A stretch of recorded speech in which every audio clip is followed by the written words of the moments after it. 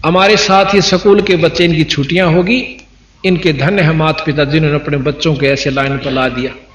ये बच्चे हमारे साथ पाठ करते हुए, हम पाठ करते हैं गरीबदास जियों की वाणी का, क्योंकि इस वाणी से, अकेली इस पाठ से 4 वेद, 6 शास्त्र, 18 पुराण, 11 उपनिषद, महाभारत, गीता, रामायण और भागवत, इन सब का लाभ कंबाइंड मिल जाए। इनमें सारा वर्णन दे रखा है, सार ले रखा है।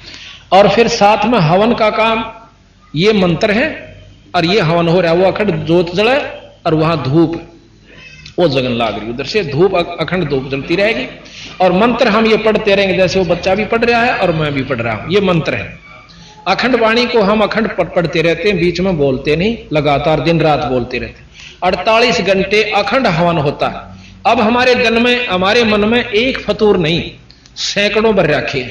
हमने सोचा सा मंत्र तो, हवन तो, योग वेद मंत्र तो आ करे, और तो सब फंड से या गलत से। वेद मंत्र संस्कृत में है और परमात्मा की स्तुति है उनमें।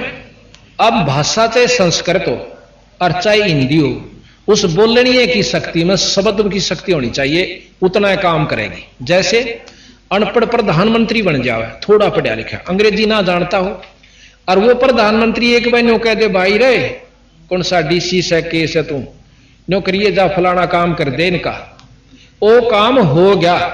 इतना कंधे हो गया ना, सोच लो, उसने ना तो अंग्रेजी बोलने की जरूरत पड़ी और ना भाषा की शुद्धि लेने की आवश्यकता पड़ी। उसके कंधे और हफ्ते पहले हो जाना चाहिए, हफ्ता के चौथे दिन हो पाओगा आपने। तो ये शक्ति शब्द की में डिपेंड करा है कि किसकी कितनी शक्ति है।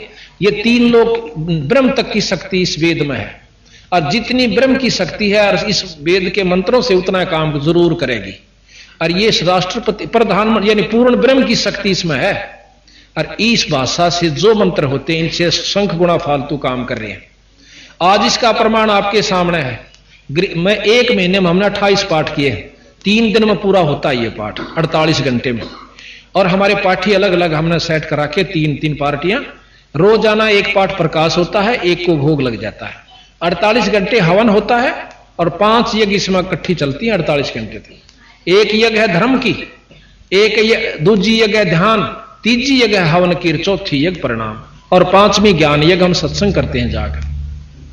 48 घंटे तक जो भी उस घर के अंदर, उस परिवार में जो व्यक्ति जाता है बाहर का, चाहे रिश्तेदार आओ चाहे कोई आओ, 3 दिन हम दूसरी बात नहीं बतलाने देंगे। उसने चर्चा करे तो परमात्मा की, ना फिर बतला लिया अपने कोई वाणी ठहरेगी बतलानी है। तो 48 घंटे तक गरीबदास महाराज की वाणी से वो सारा परिवार, वो घर शुद्ध हो जाता है और मंत्र अखंड चलते रहते हैं। और हमने क्यों बिगाड़ रखा अपना ढांचा कि राम नाम तो कति सपना में भी नहीं परिवार में, और सुख सारे चावे, ना कोई धर्म होता। तो हम 5 यज्ञ 48 घंटे तक करके उस परिवार के पूरे शुद्धि कर देते हो जाती है। और 4 वेद, 6 शास्त्र सबका साथ में ये, और सतलोक की जो वाणी से वह भी वहां इसके, यानी पूरा। इसका परिणाम ये हुआ कि आज 1-1 महीने में 25 और 28 पाठ हमारे पास एडवांस बुकिंग है। जुलाई तक एडवांस बुकिंग हो रही है। मतलब ये तो न्यू है कि रोज 3-3, मतलब महीने में 28-28, 30-30 पाठ, 25-25, और बाकी तो पूरे दिसंबर तक हमारे किसी में 5 पाठ, किसी में 8, किसी में 7। और जब तक वहां पहुंचेंगे इतने ये कवर होकर के और इतने आगे जा लेती है। 1.5 साल से ऐसी प्रक्रिया चल रही है। तो इसका ये परिणाम हुआ कि लोगों में जागृति हुई और ज्ञान हुआ भक्तजनों ने। आज उनके घर में जो सुख सुविधा और बच्चा बादशाह असर, अब ये छोटे छोटे बच्चे परमात्मा के प्यारे हंस है। अब हम जो कहना चाहूं था कि ये फागण था, लोग तो बांदर के सा मुंह करें, कीचड़ मारे थे, गार मारे थे, भूंडी शुंडी करें थे, दारू तो बंद होगी, चलो और उत्पड़े बतेरे करें थे। उनके बच्चे भी, वो माँ बाप भी साथ में, और हमारे बच्चे वहां पाठ कर रहे थे और ये बच्चे बाहर निकले भी नहीं। हम खानपुर पाठ किया, 24 का फाग था, 24 को खानपुर कला के अंदर गुरुकुल खानपुर में पाठ शुरू हुआ। और ये हमारे ऑर्डर बच्चे छोटे छोटे वो आए हुए, ये वहां पाठ कर रहे थे, बाहर झांके भी नहीं। तो कर्म तो इन बच्चों के बनेंगे जो परमात्मा की कथा में और पाठ कर रहे। तो जिसा भी हम बच्चों को लाइन पर लगाओगे वैसा ही लगे। दूसरा पाठ हमने भोग लगाया जींद के अंदर 24 तारीख को। दुनिया वहां पागल हो रही करती हंडर, हमारे बच्चे वहां भोग लगा कर आराम से कुटिया में अपना भजन किया, किसी ने माला फेरी, किसी ने नाम पढ़ा, किसी ने मंत्र किया, बाकी कपड़े धोए आराम किया। तो ये हमने कर्म बदलने पड़ेंगे। जब हम शुरू करेंगे तो बच्चे शुरू करेंगे। अब हम तो पीवा दारू, और वही सल्फा और बीड़ी होका और उठते उल्टी सिखाओ फलाने के छोरे ने कोठी बना ली भाई, वो तो भाई कसुती लूट कर रहा है, नोर नो कर रहा है। इब हम बच्चा ने ये सिखाएंगे तो वही उत्पन्न सीखेंगे। अपने बच्चा को ये विश्वास दिलाना चाहिए कि परमात्मा एक अजब शक्ति है, अगर हम इस पर विश्वास करेंगे, उसके आश्रित होकर चलेंगे तो हम भूखे नहीं मर सकते और हमारी सुख सुविधा होंगी और अंत समय आसानी से व्यतीत होगा। आने वाला समय बनेगा आपका जो दूसरे जन्म होगा बहुत अच्छा होगा। अब जैसे किसी ने 60 साल की 70 साल की उम्र में नाम लिया, अगले जन्म में 40-45 साल में मिल जाएगा अगर अच्छी भक्ति कर गया था, और उससे अगले जन्म में उसको 15-20 साल की उम्र में, और तीसरे चौथे जन्म में तो अब आप सत्कर मानो ये जितने बच्चे छोटे छोटे ये बैठे, ये हमारे ये और भी ये बड़े जैसे 30 साल के को 25 साल के ये भी नाम ले रखा, और वो भी 70 साल के, और ये उनके जो है ना ये अभिमान अहंकार है ना निमट लिया कि भगवान किसने देखा है। तो ये दुर्बुद्धि पिछले संस्कारों से होती है और सद्बुद्धि भी पिछले अच्छे संस्कारों से होती है।